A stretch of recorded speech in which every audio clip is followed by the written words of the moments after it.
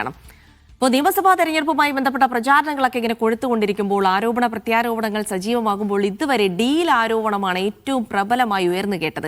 ഇനി തെരഞ്ഞെടുപ്പിന് 12 ദിവസമാണ് ബാക്കിയുള്ളത്. അപ്പോൾ BJP ഡീൽ ആരോപണം, അതായത് CPM BJP അല്ലെങ്കിൽ കോൺഗ്രസ് BJP അങ്ങനെ ഡീൽ ആരോപണം കൊഴുത്തുകൊണ്ടിരിക്കുന്നു. മുഖ്യമന്ത്രിയും പ്രതിപക്ഷ നേതാവും ആരോപണ പ്രത്യാരോപണങ്ങൾ ഇതിന്റെ പേരിൽ തുടരുകയാണ്. ഗോൾവാൾക്കറിന്റെ ചിത്രത്തിനു മുന്നിൽ വിളക്ക് കൊളുത്തുന്ന ചിത്രമുയർത്തിയാണ് മുഖ്യമന്ത്രി VD സതീശനെ കടന്നാക്രമിച്ചതെങ്കിൽ CPM ജനതാ പാർട്ടി ബന്ധമുയർത്തിയാണ് പ്രതിപക്ഷ നേതാവിന്റെ തിരിച്ചടി.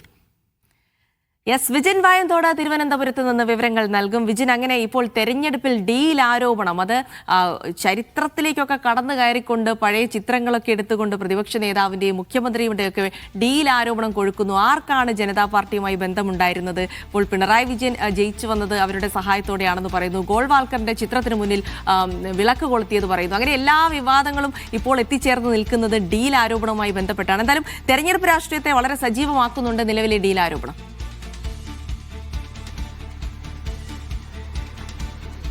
ജിൽസി, അതുതന്നെയാണ്. അതായത് തെരഞ്ഞെടുപ്പിന് ഇനി ദിവസങ്ങൾ മാത്രമാണ് ബാക്കി, 12 ദിവസം മാത്രം ബാക്കിയിരിക്കെ ഡീൽ ആരോപണം, അങ്ങനെ ഒരു പ്രത്യാരോപണങ്ങളും ആരോപണങ്ങളും ഒക്കെയായുള്ള ഒരു സജീവ ചർച്ചാ വിഷയമായി മാറിക്കൊണ്ടിരിക്കുകയാണ്. അത് കൂടുതൽ മണിക്കൂറുകളിൽ കൂടുതൽ കൊഴുക്കാനുള്ള സാധ്യത തന്നെയാണ് നിലവിൽ കാണുന്നത്. എന്തായാലും ഇന്നലെ രാത്രി വൈകിയും മുഖ്യമന്ത്രി അക്കാര്യത്തിൽ 2022 മുഖ്യമന്ത്രി തന്നെ നിയമസഭയിൽ നടത്തിയ ഒരു പ്രസംഗവുമായി ബന്ധപ്പെട്ട ക്ലിപ്പ് ഷെയർ ചെയ്താണ് ആ വിഷയത്തിൽ ഉള്ള മറുപടി നൽകിയത്. ആദ്യം തന്നെ നേരത്തെ VD സതീശനാണ് ഇക്കാര്യത്തിൽ ഒരു CPM BJP ഡീൽ എന്ന ആരോപണം ഉയർത്തിയത്. അത് പാലക്കാടും ഒപ്പം തന്നെ റാന്നി, കൊടുങ്ങല്ലൂർ, ഒപ്പം തന്നെ തൃപ്പൂണിത്തുറ ഈ മണ്ഡലങ്ങളിൽ എല്ലാം BJP CPM ഡീലാണ് നിലവിൽ നിലനിൽക്കുന്നത് എന്നുള്ളത് ഉൾപ്പെടെയുള്ള ആരോപണങ്ങളാണ് പ്രതിപക്ഷ നേതാവ് ആ ഘട്ടത്തിൽ ഉയർത്തിയത്. അതിന് മറുപടിയുമായാണ് നിലവിൽ മുഖ്യമന്ത്രി എത്തിയത്. ഇതുവരെ ആദ്യഘട്ടത്തിലൊക്കെ പ്രതിപക്ഷം ഒന്നടങ്കം ഇത്തരം ഡീൽ ആരോപണം ഉയർത്തിയപ്പോൾ മാറി നിൽക്കുന്ന സാഹചര്യമാണ് ഉണ്ടായിരുന്നത്. CPM അതിന് മറുപടി പറയാതെ ആ വിഷയത്തിലേക്ക് കടക്കേണ്ടതില്ല, ആ വിവാദങ്ങൾ അങ്ങനെ കെട്ടടങ്ങട്ടെ എന്നുള്ളൊരു നിലപാടിലായിരുന്നു CPM ഉണ്ടായിരുന്നത്. പക്ഷേ ഏറ്റവും അവസാനം മല്ലികാർജ്ജുൻ ഖാർഗെ ഉൾപ്പെടെ കേരളത്തിലെത്തിയ ഘട്ടത്തിലും അതേ ഡീൽ ആരോപണം അദ്ദേഹവും ഉയർത്തിയ സാഹചര്യത്തിലാണ് കടുത്ത ഭാഷയിൽ മറുപടിയുമായി VD സതീശൻ ഗോൾവാൾക്കർ ചിത്രത്തിൽ പുഷ്പാർച്ചന നടത്തുകയും അവിടെ തിരികൊളുത്തുകയും ഒക്കെ ചെയ്യുന്ന ചിത്രങ്ങൾ മുഖ്യമന്ത്രി തന്നെ പങ്കുവെച്ച് സോഷ്യൽ മീഡിയയിലൂടെ കടുത്ത തരത്തിലുള്ള വിമർശനം അത് പ്രതിപക്ഷ നേതാവിന് എതിരെ ഉയർത്തിയത്. ഇതിന് മറുപടിയുമായി ജനതാ പാർട്ടിയുമായി ഉള്ള സഖ്യം EMS KG മാരാർ ഒരു ബാഡ്ജ് കുത്തി നൽകുന്ന ചിത്രം ഉൾപ്പെടെ പങ്കുവെച്ചാണ് പ്രതിപക്ഷ നേതാവ് മറുപടി നൽകിയത്.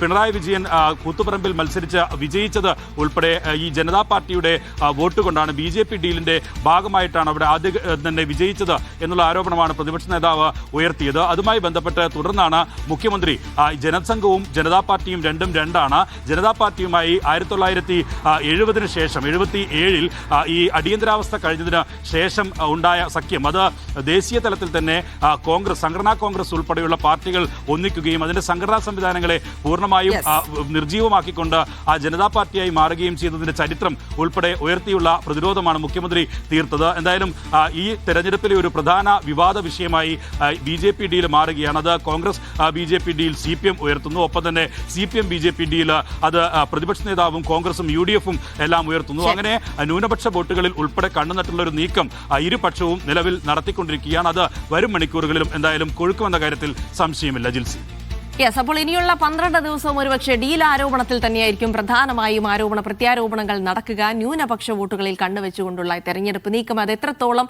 ഫലപ്രദമാകും, അത് ആർക്ക് അനുകൂലമാകുമെന്നൊക്കെ കേരളം വിധി എഴുതാനിരിക്കുകയാണ്. എന്തായാലും ഈ ഒരു നാടകം കുറച്ച് ദിവസം കൂടി തുടരുമെന്നർത്ഥം. വിജിൻ വായന്തോടാണ് വിവരങ്ങൾ നൽകിയത്.